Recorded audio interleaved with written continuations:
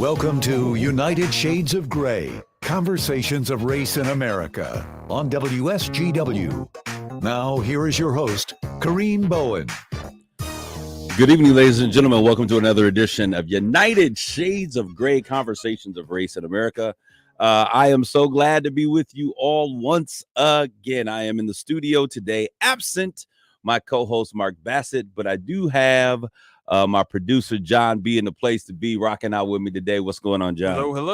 Hello. John, it seems like forever since we've been in the studio together. It's been a little while. How has life been treating you? John has been all over the place, by the way. He produces news and does a million other things here in the station. But how's it going, John? It's going fast. That's how it's going. What does that mean? You say it's going fast. What does that mean? One thing after another. There's never a time to sit and stare at the ceiling, which is sometimes how I like it to be. Never a dull moment. Well, we have a great show for you today. We are going to be talking with two amazing women who are going to be talking about advocating for special needs youth, those young people who are equipped specially, a little bit differently, that are often overlooked. We're going to have a conversation with them. So I want to thank those of you who are listening to us via WSGW here at 100.5 FM and 790 AM. And then also our family down there at WJOL in Joliet, Illinois. Welcome to this conversation. I want you to like, tag, and share this conversation with those who are around you, with your friends and family. A very interesting conversation, one that we need to lend some time and attention to. But before we get to that, we're going to talk about what's hot off the press. Are you ready, John? I mean, this has been hot off the press here in the last 2 hours. Some of these things since we. Well, let's start with the one that I know that you're talking about. I was at home, like, just anticipating coming in, waiting to see what would take place. For those of you who are listening and those of you who have been in the news and listening to the news, Hunter Biden, we know that his name has been circulating since about 2016. And there was the infamous laptop that was taking place out there. And there has been an ongoing federal investigation about what he has been up to, how he's made his money, and dealings with the Russians and the Ukrainians and everybody else in between. Well, finally, he was planning to plead guilty in a federal court on 2 misdemeanor charges of tax evasion or tax fraud. I wish we had some spy music because I would be playing it right now, that mystery music, and a gun charge, which is really probably the more severe out of these charges, seeing that he had admitted to being on drugs at the time, that he went out and purchased a firearm. So this whole thing was in the mix, going down, about to happen. And all of a sudden, there was a cry from many members of the Republican Party. They were like, listen, we need to do something. This is unfair. Whistleblowers coming out saying, yes, we had initially advocated for felonies, but now he's being given misdemeanors. John, what say you about this? Is this, I mean, if my dad was a president, I would look to get if my dad was a president of the PTA, I would look to get some preferential treatment. Now, if dad is the head of the country, is this something that is just really, really out of the ordinary, or do you think this is just because of the political climate? I think that these kind of things are played out all over the place all the time, but I think that it is definitely something that shouldn't be happening. I think that pleading down from crazy felony charges to a couple misdemeanors for tax evasion or whatever. I think it's interesting how the whole confusion and how the plea deal got thrown out and then. Yeah, well, that's the other thing. So John is kind of forging ahead of the conversation. It is Wednesday today that we're recording this. You'll hear this by Sunday. But there was a bit of a ruckus in the federal court when the judge asked a very simple question: what is the scope of this plea deal? Of course, Biden thought, hey, I'm going to plead guilty to these couple things, and the entire investigation is going to be cut off. Wishful thinking, bro. And the prosecution was like, no. There is a continual investigation going on. We still gonna get you, my man. We coming for you. And so they had to stop because the judge was saying, hey, if we don't have clarity in terms of what's going on, you always understand that a contract is always against the person who writes it. So in this case, if the prosecution was not clear, it would benefit the defendant in this particular situation. So they did their recess, and it appears as though they were coming back when I was leaving and last watching the saga unfold, and they're putting the pieces back together. Is that what you have heard, or what's going on? Last I heard, they're putting a limited plea deal on the table. Okay, we're going to define the borders here and make sure that the defense knows exactly what is covered by this plea deal. And so basically what they were saying is that, this is about your tax situation and the gun charge, but we're still out there on how you're making your money. There's still some concerns about things that you have done, money laundering, other things of that nature. So it's out there. Giving a shout out to Vincentada Prasad from India, who tunes in from time to time. We certainly thank you for continuing listening and being a part of our listening audience. But I have to give a shout out. Well, it's kind of weird. I don't know if I should call it a shout out. I asked you all to be prayerful for my mom's godmom, who was approaching her 109th birthday, and had for the first time been in a hospital. She wasn't born in a hospital and had never been in a hospital. I can't imagine what that might be like. So she was in the hospital. Check this out. She made it. My prayer was that I was hope she would be able to make to her 109th birthday. In the hospital, she made it to 109 years old. And at 1:30 in the morning, she gave up the ghost and she passed away. And I say that with excitement because, if you make 85, that's a good life.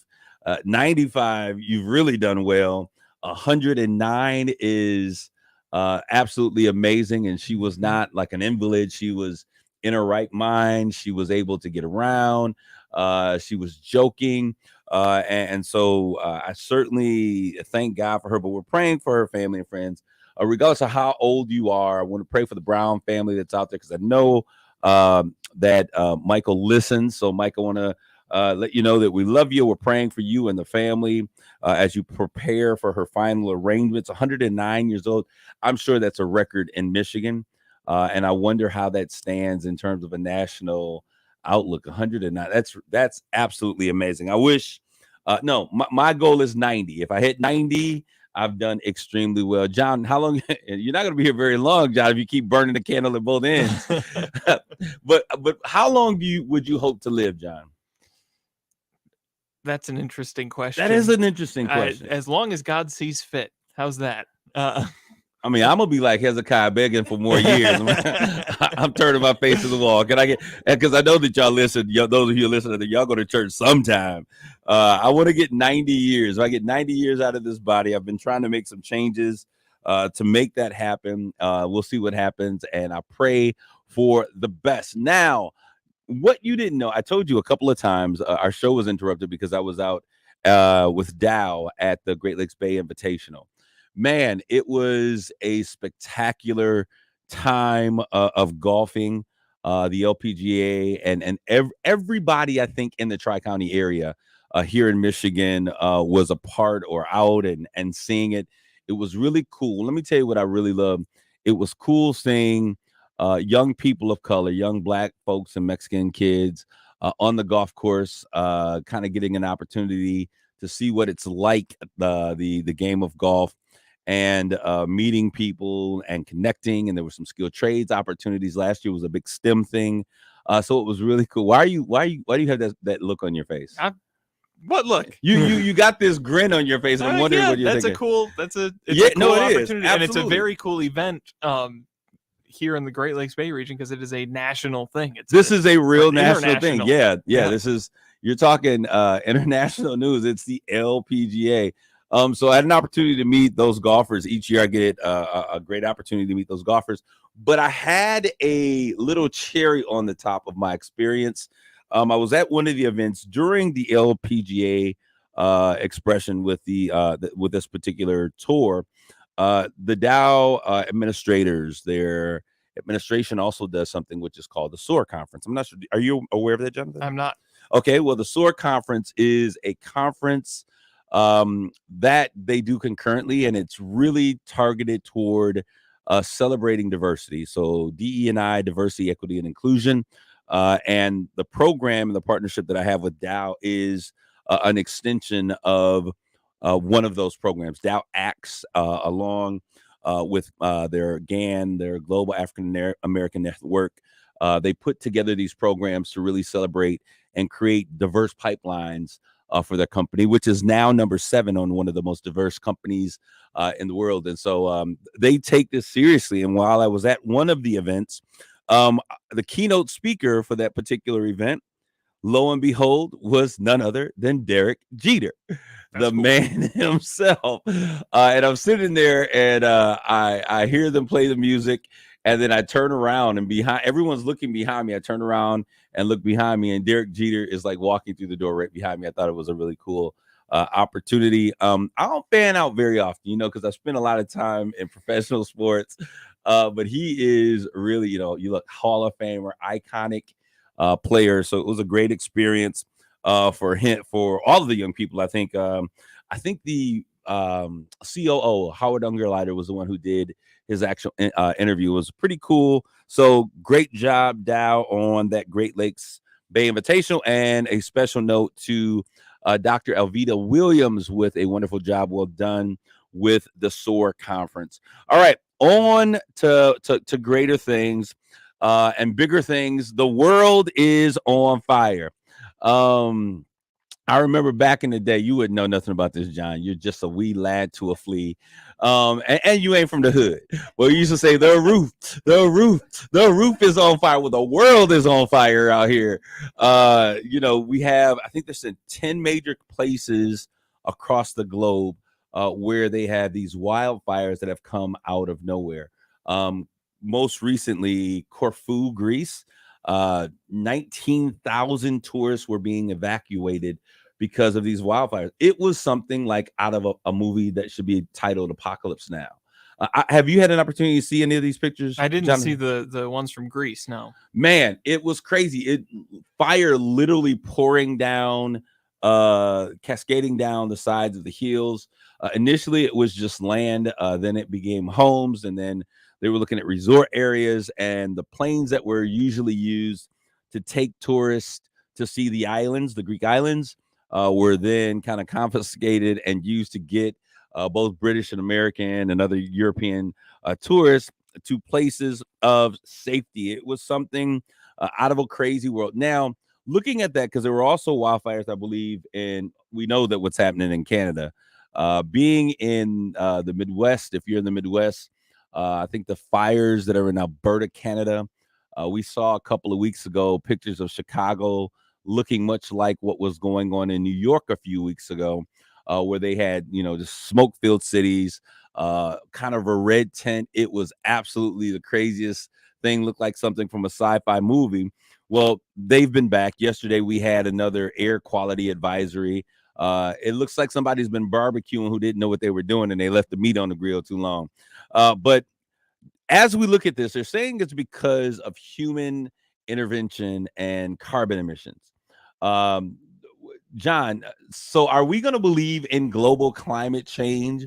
Are we actually going to begin to understand that we as Americans, or not we as Americans, we as the human race are destroying this planet that we're living in? And do you think that we'll ever really do anything about it? Or is it really just money is going to run this thing, and if we destroy the planet, we're destroying it?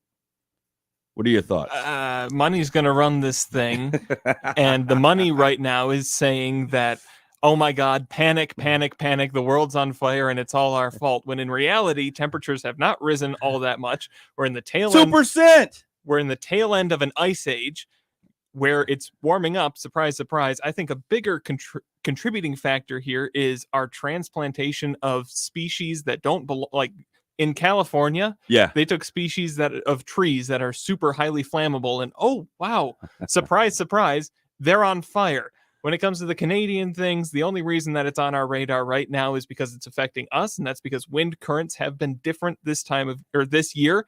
The same thing that kept major heat in the south and major storms in the south for much of the beginning of this summer kind of similar weirdness with the winds, where these wildfires are normally blowing smoke all the way out over the ocean. They see it in Greenland. They sometimes see it as far out as the UK and Ireland.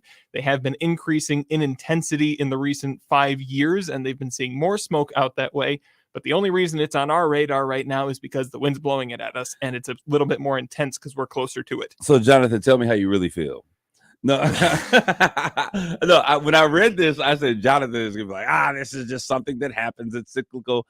I personally believe, and I'm gonna go with what science has been saying, and science says that we've had a 2% increase in the heat of the world, and that's something that has been continual. 1 degree over the last 100 years, but by 2050, it's going to rise by another 2.5. What do you think about these just fires that are happening? There's a biblical presence here. I don't want to start preaching, but anyways, what do you think about these fires that are just kind of burning the entire earth? We're going to be living in a place called scorched earth in a little bit. I really believe, and this is a fundamental difference I think that a lot of people have. This is where I put on my very far left wing hat, and I say that we have an issue with climate change.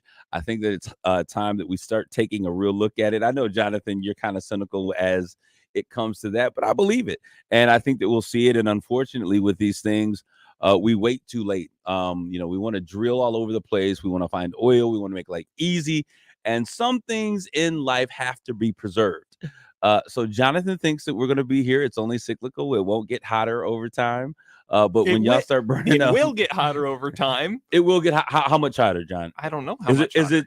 Do you think it will get hotter as it will get hotter? Continue to get hot. I'm not 100% that humans are the primary driving factor behind it. I think that when it comes to seeing the fires all over the place, well, every square inch of the world is under a microscope now. And so, of course, we're going to blow everything. Oh, look, there's a fire in Hoboken, New Jersey. Okay, I don't care. I care. These kinds of fires have been going on around the world, Jonathan, for hundreds of years. Unfortunately, many people often think that if it doesn't affect me, then I really don't care about it. But we have a symbiotic. It affects you now because people are putting it in front of you. It's been happening for years. And it's affected me then, and I was upset then, because there is a symbiotic relationship that we have with this thing called Earth. We need it in order to live, to sustain ourselves. There is a relationship that we have with every living thing that's on this planet. And until we as humans begin to realize that we were gifted something, and whenever you are gifted something as beautiful as this earth, you should do everything you could to leave it in better state than you have received it. And I think that I'm hoping that we do that. I think one great thing that is coming out of this that will make a big difference is that what we have noticed is that there's been an increase in the desire, which I really didn't think would ever happen, for electric cars. I didn't think that electric vehicles would really take off as much as they are now. I'm not trying to get no electrical vehicles because they need to work out that battery thing, because it can't be riding down the street and stuff just blowing up.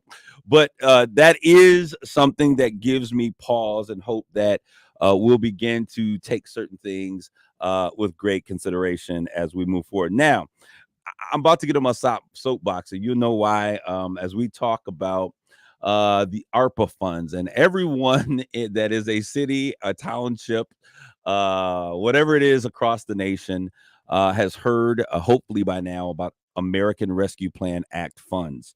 These were emergency funds that were given to cities, township, villages, and everyone else, to schools, through ESSER funds and different things, for the purpose of really dealing with some of the disparities that existed. They were supposed to be emergency funds to help with folks who were underserved, that were dealing with issues that were exacerbated during COVID. We now see, as I told you at the very beginning of this, that there would be a turn to what I often refer to as the usual suspects in terms of how these funds would be used. I was always fearful that folks who would need these things and need these funds, systems that would need these funds, healthcare issues that were there still have not been addressed, they yet exist, would not receive these funds. And so now we're hearing cities across the country, cities in our immediate area are now having issues. Here in Michigan, I think Mayor Neely is the latest victim to being sued because of the process allegedly by which these funds were being utilized. We've seen a number of civic officials, state officials here and other states that are being sued because of the abuse or the misuse allegedly of these funds. Um, in the city, in our community here in the city of Saginaw, there was a mention. I don't know. Did you get to this last city council meeting that was on Monday, I was John? not. No. Okay. So there was a thought that if these funds were there was an initial proposal put in by a development company that was looking to do something in terms of turning the Huntington Bank into, was it 98 units or however many, 198 units or whatever, that there was a request for funds. I didn't know that. So now there's been some conversation if other areas aren't able to use these funds about putting these funds into that development. And for me, if this were something that the community was doing, I think it would be different. I don't think that these funds were intended for big business. I've been screaming and shouting at the top of my lungs since they announced that these funds were coming, that this is not for big business. These funds were to make pathways to better situations as it relates to healthcare, putting programs in place, creating green spaces, all of the things that are necessary to really build a safe and prosperous community. So I am concerned, and if you're listening to this, you should be concerned as well. So it's time to kind of focus in and tune in once again to the conversations that are being had, not only in the great state of Michigan, but if you're in Illinois, Indiana, wherever you're hearing this, in any place in the United States. I almost said India, but India did not get ARPA funds. But wherever you are, it's important to pay attention to these conversations because they some places have put mandates in place and some stipulations that made it difficult to utilize or to access these funds. And it's interesting, Jonathan, if I put $52 million in a basic savings account and I left it there for 3 or 4 years, I literally could live and operate off of the interest and gain a few $1 million over the period of time. I'm just saying, not saying that that is the case, but I'm saying you need to think about these types of things. So if disbursements did not go out for a couple of years, there are additional funds that are still in coffers somewhere. What are we using these funds for? Why is this interest being accumulated? What are they doing with the interest? It now has to be factored into how many dollars are available. And what should never happen is that development and big business should not be the beneficiaries of something that was intended for those who were underserved or highly affected during the period of COVID. Now, I've said it. I would say continue to follow the money trail, continue to listen to the developments that are at hand. I'll talk about this a little bit more as we move forward because the streets are talking. And you got to make sure that you are keeping our civic and governmental officials honest to what it is that they're doing. We're going to take a quick commercial break in just a second here. And when we come back, I'm going to be in the studio with two amazing women who are doing amazing work. We're talking about Shatora Carter and Cherie Long as they're talking about how they are advocating for children with special needs. I've had a conversation with them before. You are going to be blessed. Please tune in. Eyes and ears are open. You're absolutely right, Stacey Crosby. As we move forward, you got to walk along with your eyes wide open. I want you guys to stay, don't go away, and we will return with more United Shades of Gray.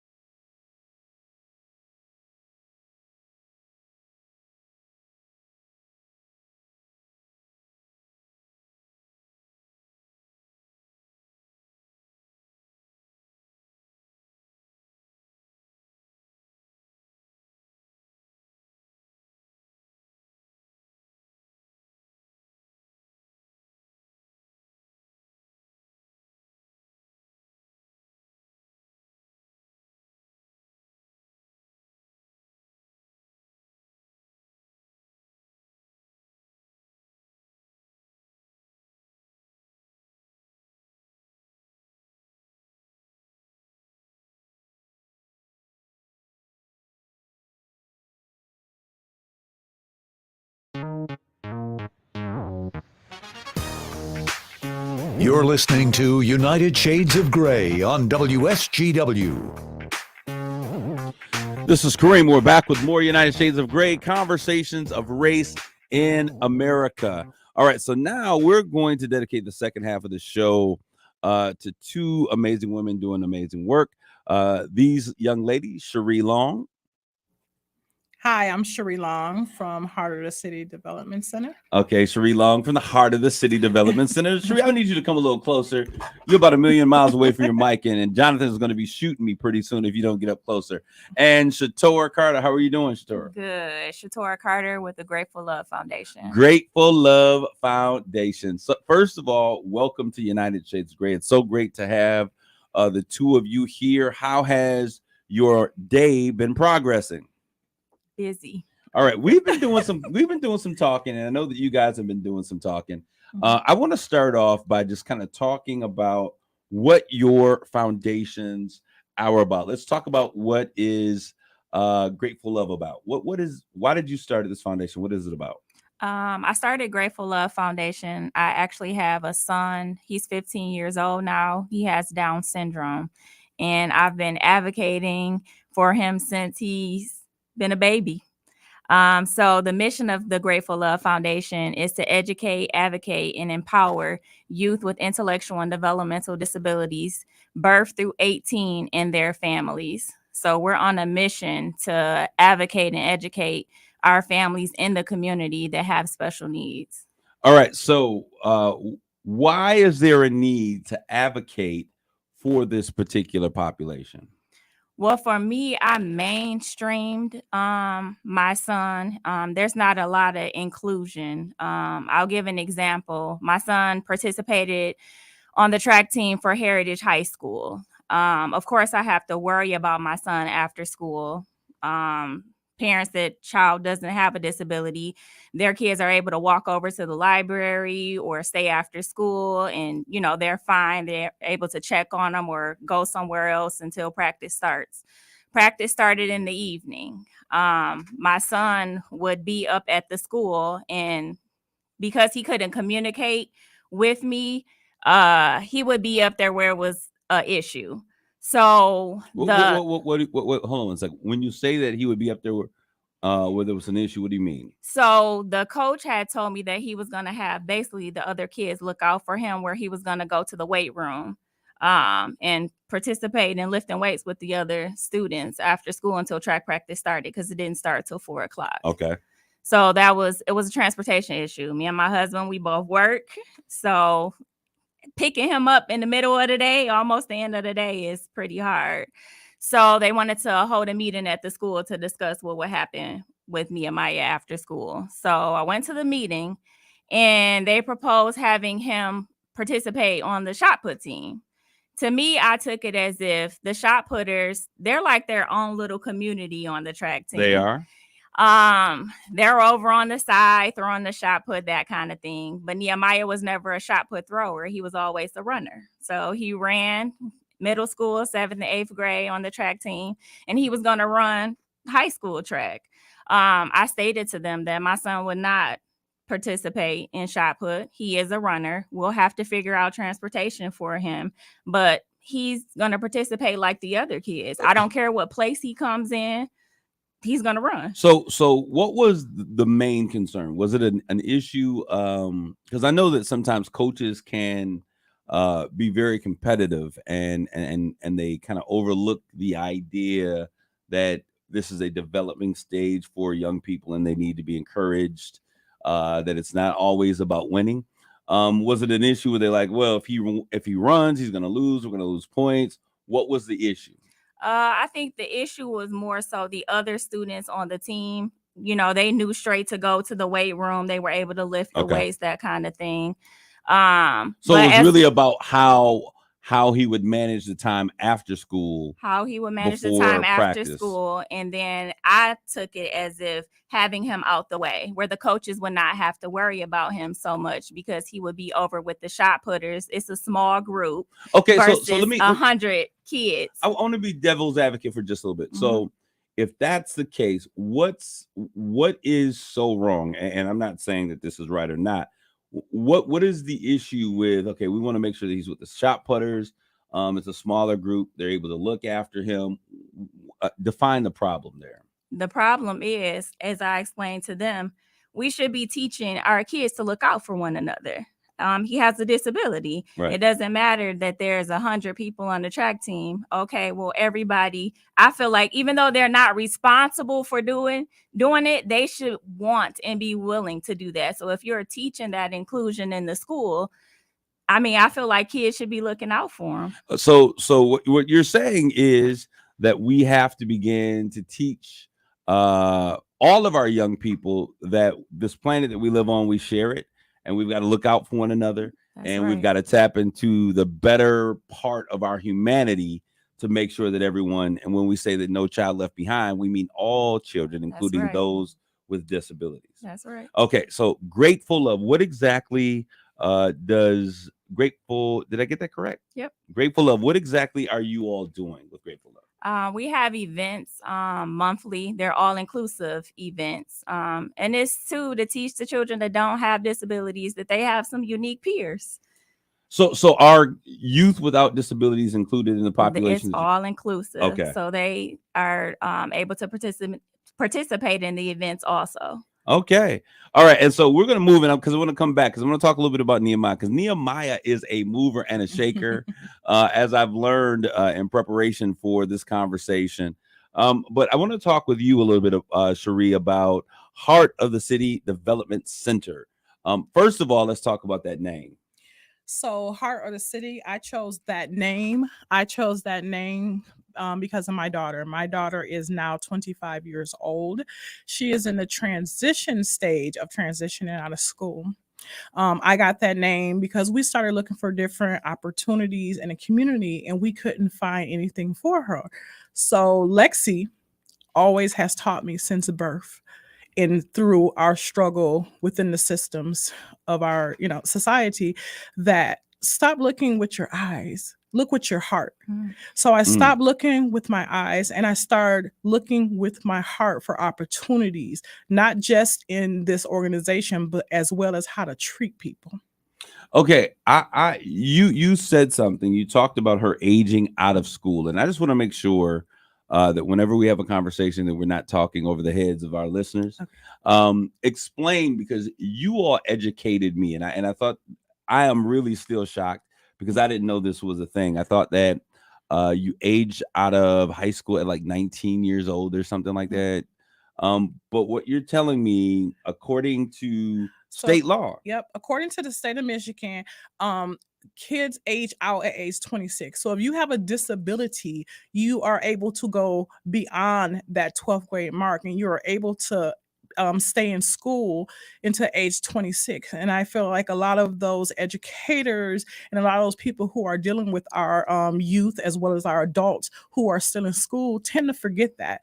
They have a lot of programs now, after school programs, work programs that are cut off at the age of 18, which excludes those kids that are by right in the state of Michigan allowed those privileges to age 86, but we don't have any after school or work programs that go to age 26. So I asked why.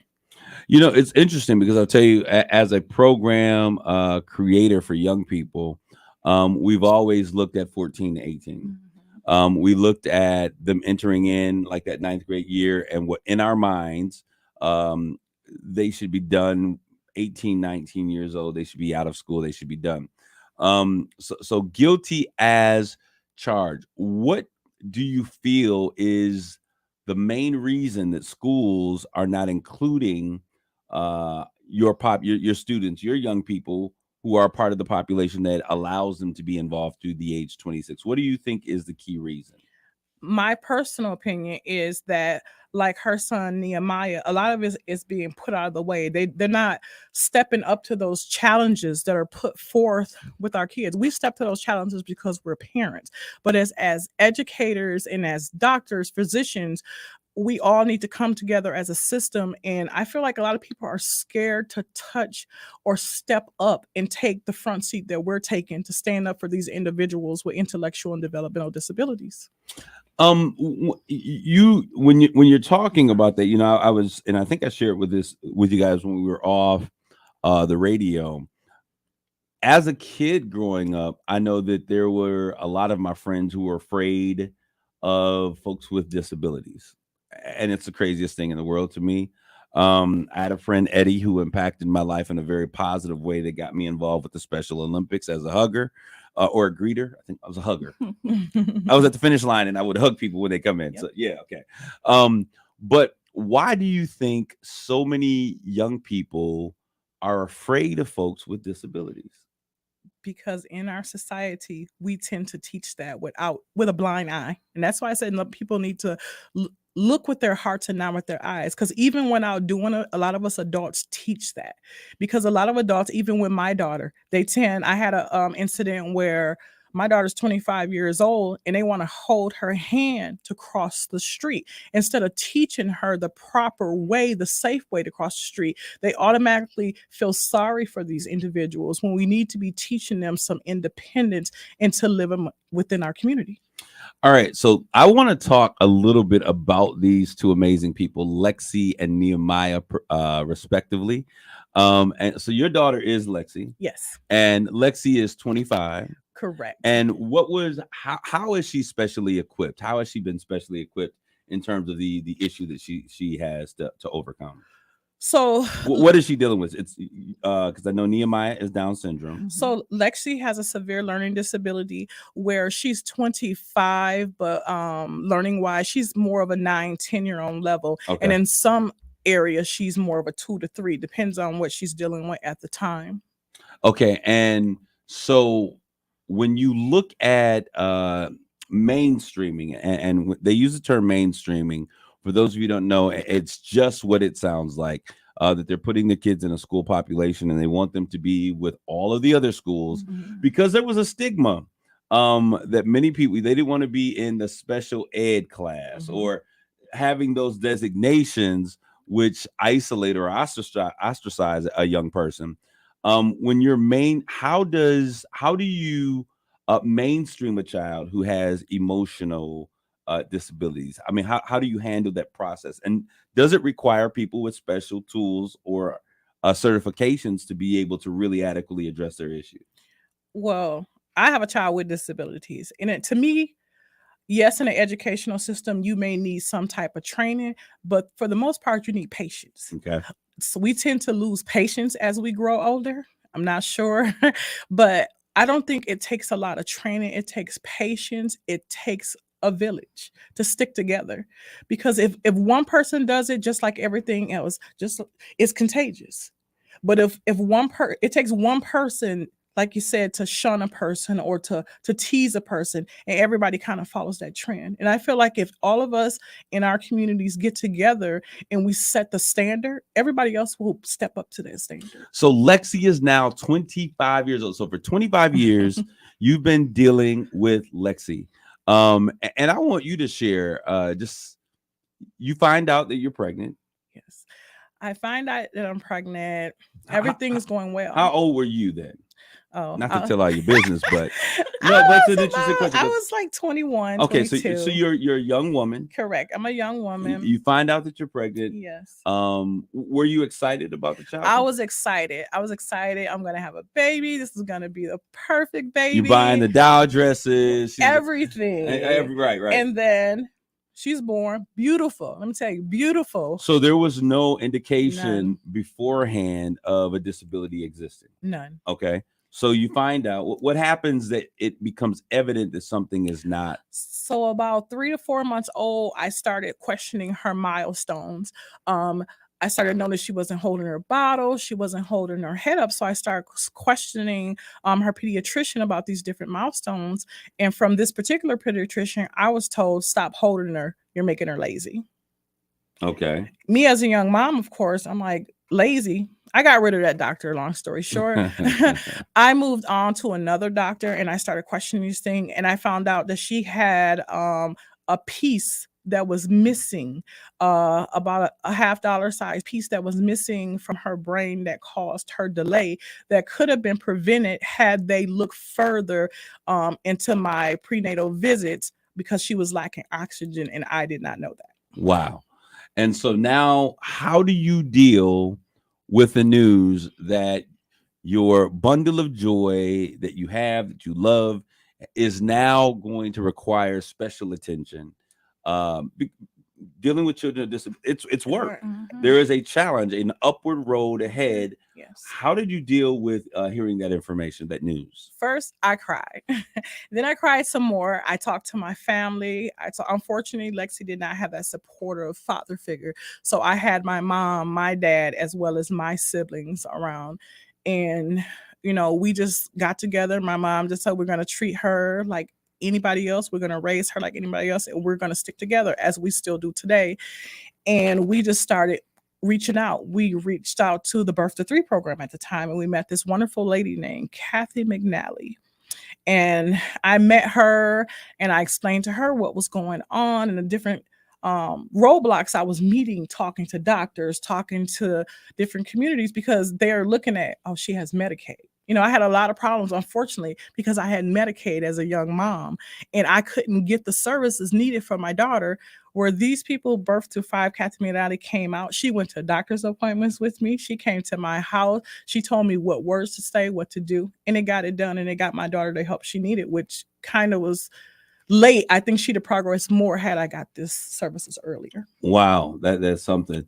So Shatora, Yes. same question. You find out, did you know before his birth, before your son's birth, that there was an issue, or did you find out as well No, I after? found out after. Okay. So usually they don't test for Down syndrome unless you're like 35 and older. I was 26 at the time that I Okay. had Nehemiah, so there was no testing done. I actually found out after I gave birth to him. The next day after that, when the pediatrician came in. So what did it do to your world and to your future and your vision and your thoughts for your child? Because he's going to become the next president of the United States.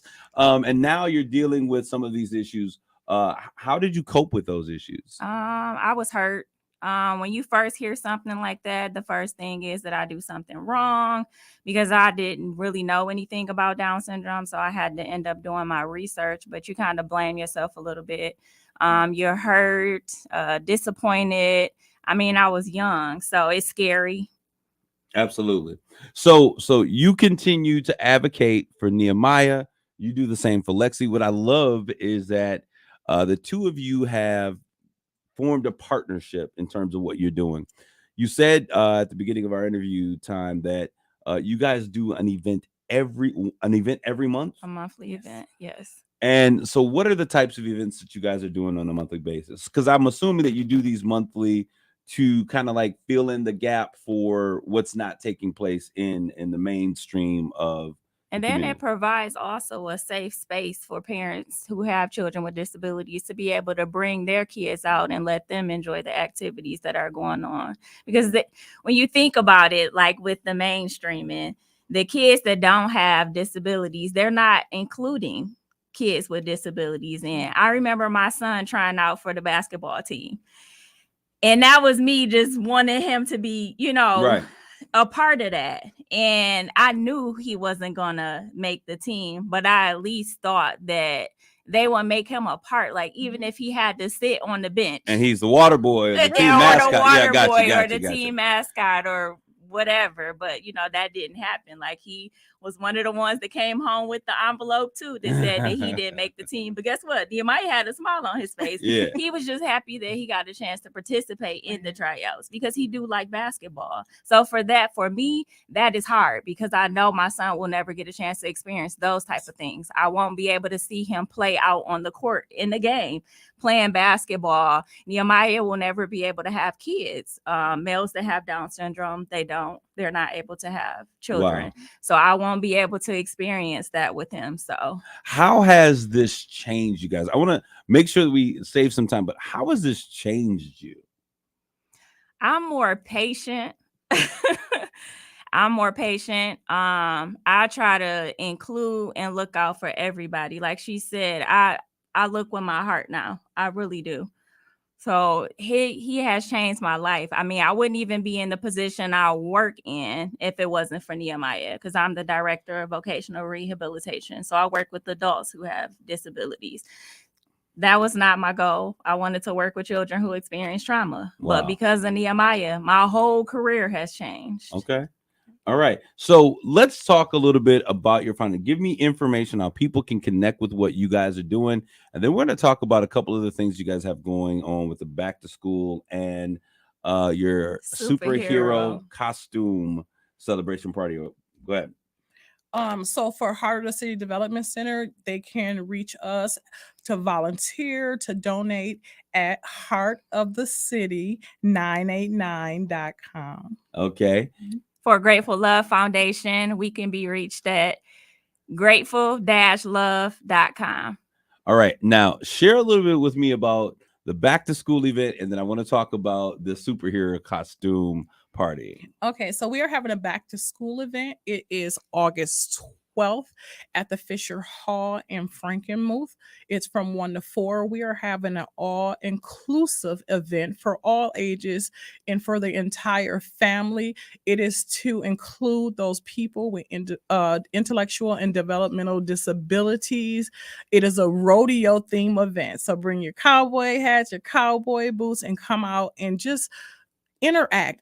We positive communication, showing these individuals that they are a part of the community. All right, now talk a little bit, Shatora, about our superhero costume. So on September 16th at the SVRC Ballroom, we're having an all-inclusive superhero costume party because we all, no matter our disabilities, we're all superheroes in our own unique ways. And when I speak about that, saying that we're all superheroes, I mean, we talk about our kids having disabilities, but we all have a disability. We all in do a way. too. We all have our own biases. We all have our own. But they're actually our superheroes, Yeah. because we wouldn't be here today advocating for other That's people right. without them. Now, I've also learned since meeting you guys that Nehemiah is an entrepreneur. Yes, he is. He has is it Press Juice? Yes, he has 100% pressure juice. And it's been blowing off the shelves, and people have been. Tell us a little bit about how people can connect and support Nehemiah's. He wanted to start a juice business. You got fully involved. How can people connect and support by buying Nehemiah's Smiles? Is that Juicing with a Smile. Juicing with a Smile by Nehemiah. Go ahead. Yep. So you can contact him on Facebook. He has a Facebook page called Juicing with a Smile. And you can also contact us on the website at grateful-love.com. What is it that you guys would love for anyone that's listening to hear? Give me just like 30 seconds of what would be very important do you think that you would like to leave with people who are listening? I would like people to know that if you see a person with a disability or a person without a disability, treat them inclusive. We are all one. We cannot build these communities without treating everybody as an individual, everybody equally. So just treat people right. All right. Mine would be treat people with kindness. Parents really need to sit down and start having these talks with their kids, because a lot more parents are starting to mainstream their kids and have them in the school. So teaching them to be helpful and treat them the way they want to be treated. All right. Those websites again for Heart of the City is www.heartofthecity989.com and Grateful Love. It's grateful, GRATEFUL-LOVE.com. You can contact these ladies, get involved, because what they need is they need supporters, they need volunteers, they need donors, sponsors to help do the work that they're going. So Stacy Crosby out in the social media stream says she's had the juice and they are very good too. So there you have it, a personal testimony to make it happen. Ladies, I greatly appreciate you advocating for an underrepresented population that is often overlooked. And I often say that we are only as strong as our weakest link. I want to thank you guys for your time and attention today. Keep the Grateful Love going as we connect with the Heart of the City Development Center. God bless you all. Take care of yourselves and each other. Grace and peace.